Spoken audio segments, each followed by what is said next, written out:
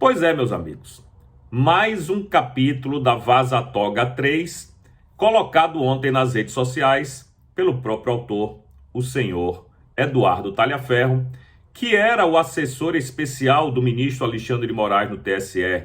Aliás, ele estava à frente daquele órgão encarregado de combater a desinformação. E vocês sabem que a desinformação era tudo aquilo que eles não gostavam, era tudo aquilo que a direita falava ou fazia. A esquerda podia fazer o que quisesse, que não era desinformação alguma. Pois bem, ontem o senhor Talhaferro colocou um áudio do Ayrton Vieira, que é o juiz instrutor lá no gabinete do ministro Alexandre de Moraes, onde Vieira usou, digamos assim, de manobras ilegais para obter relatórios sobre os críticos, tanto da Suprema Corte, quanto do Tribunal Superior Eleitoral, ou mesmo até dos próprios ministros de ambas as casas. Enfim, esse era um material datado de 11 de novembro de 2022, certo? Um pouco depois das eleições, e veio à tona, como eu já disse, pelas mãos do próprio Talhaferro. Bom, o material é explosivo, mas não é nenhuma novidade, porque a gente já conhecia mais ou menos o modus operandi de todo o gabinete do ministro, desde a Vaza Toga 1, lá atrás, quando a Folha de São Paulo, naquela época, teve a coragem de publicar. Hoje em dia, a gente sabe que a Folha se acovardou e não quis publicar mais nada.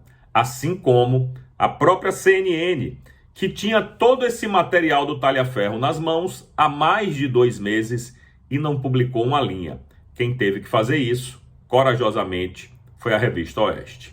Enfim, nesse áudio especificamente, colocado ontem no Instagram pelo Talhaferro, o Ayrton Vieira reconhece que ele não poderia formalmente requisitar ou pedir a Talhaferro documentos ou relatórios, já que Talhaferro era vinculado ao TSE e não ao STF, assim como era o Ayrton Vieira.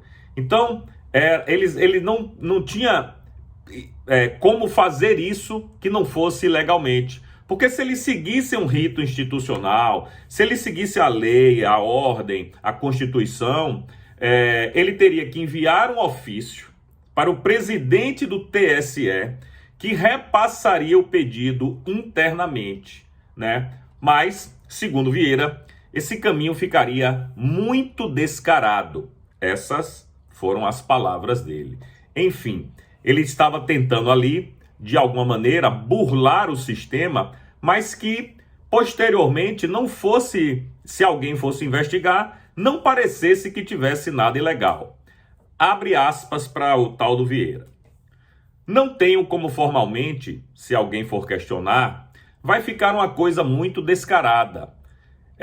Como o juiz instrutor lá do Supremo manda para alguém lotado no TSE e esse alguém, sem mais nem menos, obedece, manda um relatório, fecha aspas. Então vocês viram que eles sabiam que eles estavam fazendo ilegalidades, que o que eles estavam fazendo era imoral, inclusive, mas mesmo assim levaram adiante esse plano de extermínio na direita, custe o que custar, atropelando todas as normas e todas as regras. E a pergunta que eu acho que qualquer brasileiro faz é a seguinte: depois de tudo isso que o Talhaferro nos apresentou, vai ficar por isso mesmo?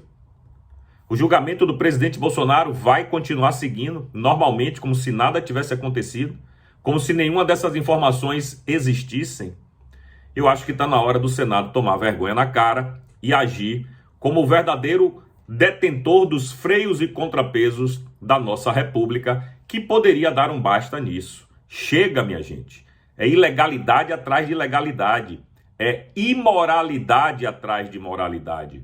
E a gente não pode compactuar com isso de jeito nenhum. Espero que providências sejam tomadas e, de fato, eu não saberia quais seriam essas providências, porque não cabe a mim, como jornalista, dizê-las, mas que as autoridades competentes não deixem que essa bandalheira continue acontecendo. Já passou da hora do ministro Alexandre de Moraes ser, no mínimo, afastado das suas da sua posição como ministro, né, das suas obrigações como ministro da Suprema Corte, porque ele não tem a menor condição de exercer o cargo que exerce. É isso, mais um capítulo da Vaza Toga, que o Brasil vê como é que funciona as entranhas do gabinete do ministro Alexandre de Moraes.